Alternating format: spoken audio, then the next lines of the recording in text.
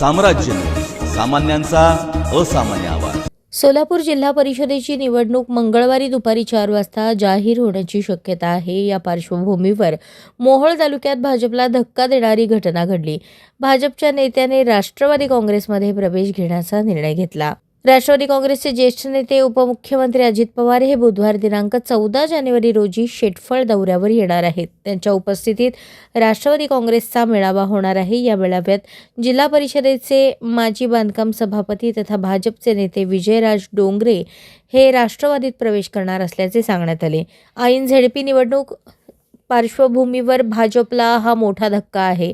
मोहोळ तालुक्यातील सर्व जिल्हा परिषदेच्या जागा यशस्वी करण्याचा निर्धार केला असल्याचे आमदार राजू खरे यांनी सांगितले। यामध्ये 4 जागा विजयराज डोंगरे गटाला राष्ट्रवादीतर्फे देण्याचा निर्णय झाला आहे।